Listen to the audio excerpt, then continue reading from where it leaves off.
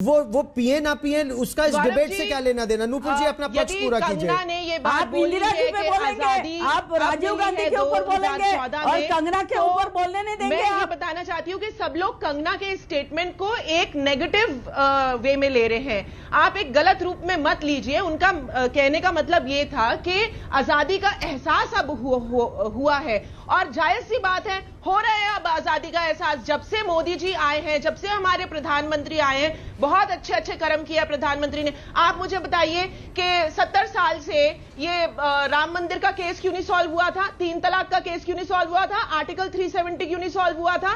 70 साल बहुत होते हैं। 2014 में आए हमारे माननीय प्रधानमंत्री श्री मोदी जी और ये सारी चीजें सॉल्व हुए हैं। तो एहसास तो होगा ना, आजादी का एहसास तो अभी होगा, क्यों नहीं होगा। तो इसमें कांग्रेस को कोई बुरा मनाने की बात नहीं। और कहां ये बात कर रहे हैं कि पद्मश्री वापस ले ले, क्यों, इससे पद्मश्री का क्या लिंकेज है? ठीक, आनंद दुबे जी इसका पद्मश्री से क्या लेना देना? नूपुर मेहता ये प्रश्न पूछ रही है। आनंद दुबे जी, क्योंकि ये भी कहा जा रहा है जब कई पार्टियां अब तक कह रही थी कि सेडिशन को हटा लेना चाहिए, सेडिशन का लॉ ही नहीं होना चाहिए, अब कह रही है नहीं, इन पर सेडिशन लगा दो। गौरव जी, मैं जब बोलूंगा तो निवेदन है कि सब लोग शांति से सुने, क्योंकि मैं किसी के बीच में नहीं बोलूंगा जी।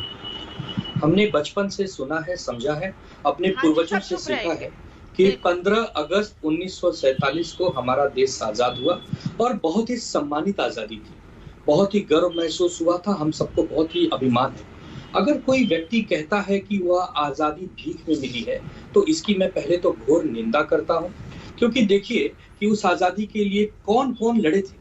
लाखों लोगों ने अपने प्राणों की आहुति दी थी। एक बहुत बड़ा सामूहिक जन आंदोलन था, तब जाकर अंग्रेजों को भारत छोड़कर भागना पड़ा। ठीक है, सरकारें अलग अलग पार्टियों की आती हैं जाती हैं, बीच में 6 वर्ष अटल बिहारी वाजपेयी जी की भी सरकार रही है।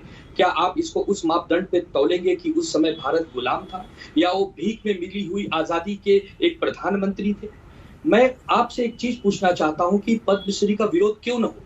अगर आप एक कलाकार हैं, आपको पद्मश्री मिलना चाहिए, लेकिन उसी तरफ देश में जब सोनू सूद जैसा एक कलाकार, जो कलाकार होने के साथ साथ ही एक सामाजिक कार्यकर्ता भी है, लोगों की मदद करने के लिए हाथ आगे बढ़ाते हैं, अगर उनको भी पद्मश्री मिलता तो लोग सम्मानित करते। ध्यान से सुनिए, बोली मत, आप बीच में बोली मत, एक एक करके। आप अगर सोनू सूद को भी पद्मश्री देते, देश अभिमान व्यक्त करता, गौरव महसूस करता, लेकिन आपने उनको नहीं दिया। आपने कंगना रनावत को Z+ सुरक्षा दी। हमारे देश की गरीब बेटियों को Z+ सुरक्षा क्यों नहीं मिलती? नहीं तो आपको आपत्ति है कि कंगना